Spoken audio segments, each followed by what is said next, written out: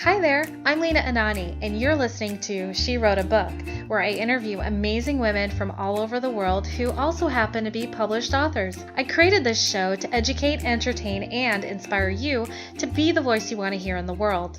Now let's get started. You are listening to episode number 98 of She Wrote a Book, and today I'm interviewing Dorothy Ward, author of the book Restoration, A Transformational Journey After Heartbreak.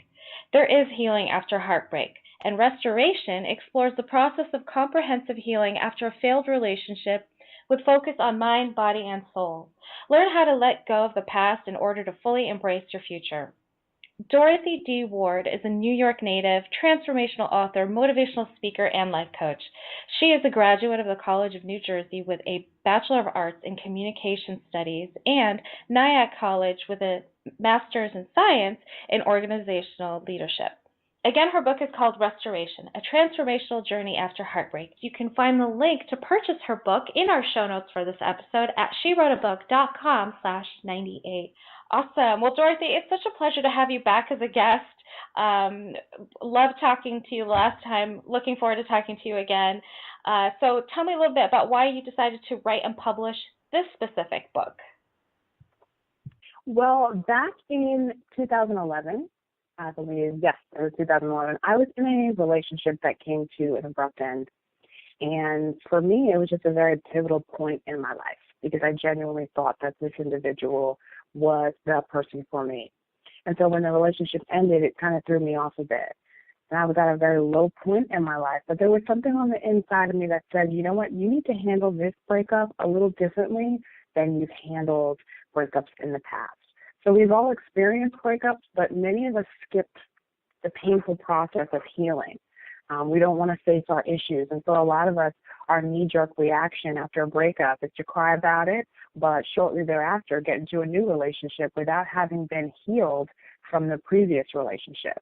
So we end up bringing all of our issues from the past relationship into the new one. But after this specific breakup, I said to myself, it's time for you to have some changes in your life. And I began my own transformational journey, prayer, self-reflection, time alone. There was a lot of journaling. And from that, restoration was born. So what's your take on serial monogamists, people who jump in from one relationship into another without giving themselves a chance to grieve the previous relationship?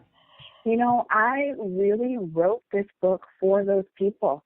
It is so very important to take the time out to just really get to know who you are. I think relationships are just some of the most important things that can really change the trajectory of our lives.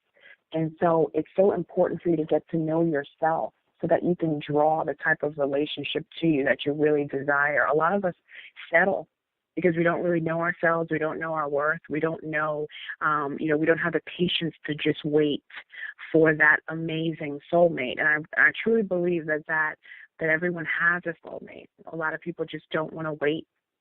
They don't want to take the time to be alone. I just think it's so important to know yourself.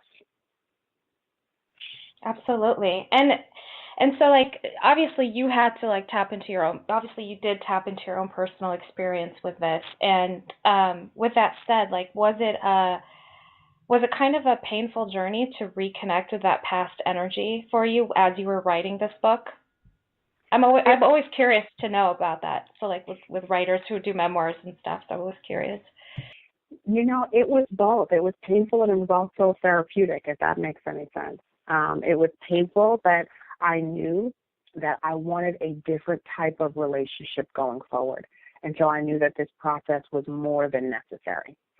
In order for real change to happen in our lives, we have to be willing to do something different. And so there was a certain type of gentleman that I was attracting. And so I just wanted to take the time to figure out why. All of my previous boyfriends had something in common just in terms of their personality. And I had to say to myself, why are you attracting this specific type of man into your life? What is it about you? What changes do you need to make? And it was just really just the changes that happened were so thorough. They were literally from the inside out. During that period, I had lost about 80 pounds. My confidence came back, and I just really started to just get into what I was passionate about, get to know myself, what are your interests, what are your goals, what is it that you want for yourself. I even noticed how my circle of friends began to change. Everything around me began to change the minute I decided, I want something different, and I'm willing to put in the time that it requires on this transformational journey. So it was a beautiful time for me. It was tough, but it was an amazing time. Speaking of time, how long did it take you to write the book? So it took me about a year to write the book. What I was actually doing while I was going through this very difficult time was I was doing a lot of journaling. So the book was written in pieces. And as I was going through my very own restoration process, I was journaling and I was writing down a lot of the experiences that I was having in my life at that time, what I was learning. Literally, I was learning something every day, and I was journaling consistently. And all that information, I didn't know that it would all turn out to be information that I needed to write the book, but that's how it all happened, and it was an amazing experience. That's beautiful. So when you started your book, did you have an outline in mind, or how did it unfold over time? So when I started the book, once I had gotten to a place where I said, you know what, things are looking up. I'm feeling great about myself. I'm ready, to just move on with my life. I said to myself, well, what about the other people who may be going through something similar to you? And that's when I started to go back to my journal. And just from there, I just started to piece it all together. All of it just came together like a well-oiled machine, and just chapter after chapter, like I'm just going through all of the stages. The first stage being like you're just completely in shock.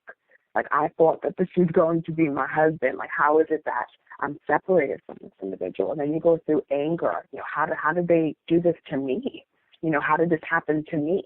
And then you get to a point where you start to self-reflect and you ask yourself what role you played in. And because the truth of the matter is that people treat us the way we allow. So it was just a very close look, at what I was going through. And I wrote it because I know that I am not the only person who has experienced heartbreak. But I was determined to make sure that, if this wasn't my last heartbreak, that I would at least make the changes that I needed to make in order to ensure that the right people would be drawn to me, the right types of people would be drawn to me. And the only way to draw the right type of people to you is to be who it is that you've been called to be. Our relationships, I say it in the book, our relationships are mirrors at any given time. When you look at the person across from you, it's a real reflection of what you think of yourself. If this individual is respectful and loving and thoughtful and kind, then that's an indication that that's what you require. But if this person is the exact opposite of that, then that's also an indication that that's what you think of yourself and that's what you think you deserve. So it was just a great experience overall. I'm so proud of it. That's awesome. Beautifully, beautifully said. So your book does sound like it's a relationship book. How is it different from all the other relationship books out there on the market? Well, this book is mostly about your relationship with self and God the Creator. So in my humble opinion, I feel like those are the two most important relationships we'll ever have in this lifetime. Your relationship with yourself and your relationship with your Creator. And yet, the irony is that we spend so little time ensuring that these relationships are solid and healthy. And so I wanted to create a book that just really imparted to the reader that it was just so important for us to love ourselves and to know exactly who we are before getting into a new relationship. To just really refrain from, jumping from one relationship to another, taking the time to heal and be restored. And the title of the book came from, when I think of restoration, I immediately think of furniture. But we tend not to restore things that don't already have value. So anything that's being restored is something of great value that we're just restoring to its original form. And most of the time it's better than before. So, I just really think that it's an important process for people who may be down, people who may be broken, that they just really get in tune with who they really are and how great they really are again. so that they can press forward and, again, draw the right types of people to them. Perfect. Okay, so I have to ask, so where are you now with your personal relationship status? Well, I was at a birthday party a couple of weeks ago, and a friendly gentleman introduced himself and his wife to me. They were there together, and in general conversation, they asked me what my marital status was. And I told them that I was single, which is my current status. But immediately after that, it dawned on me that this was really the first time in my life where I'm single and I'm actually enjoying life. And so, like, prior to this stage of my life, it was always, you're a certain age, you should have children, you should be married. There was always this pressure to be in a relationship, and I put this pressure on myself, really. But I believe that when you're focused on yourself and you wake up every morning, with the idea, what am I going to do for myself today? How am I going to enjoy the life that I have today, where I am with what I have? That's when the most amazing things start to happen. When you're not looking and when you're not focused on being in a relationship, and all of your efforts are going toward loving yourself and actualizing your dreams, I feel like that's when magic happens. So I am single, I'm enjoying it, and I'm just, in position for whatever comes. I love it. I love it. So we know that you love being single. I want to know, what do you love most about being an author? Oh, my gosh. So literally, growing up, as soon as I learned how to write my name, I would literally write my name everywhere. I used to take my crayons and I used to write on the walls of our home.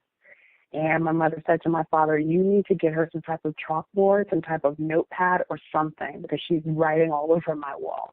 Writing is the only thing that I have ever wanted to do. Being an author meant everything to me. And so what I love most about it is knowing that I've been able to use some of my life experiences to really help other people. That's really what it's always been about for me. It's just serving others the best way I know how, which is through writing. Wonderful. Dorothy, thank you so much for being our special guest today. We will have a link to your book in the show notes for this episode, and our listeners can find that at SheWroteABook.com/98 to learn more about our author and her wonderful book. Thanks again, Dorothy. Thank you so much, Lena. Thank you for listening to She Wrote a Book. If you enjoyed this episode, then subscribe now so you can automatically get access to all new episodes, and feel free to share your inspired thoughts with us in the comments too. I'd love to hear from you. Until then, may you always feel good and make magic.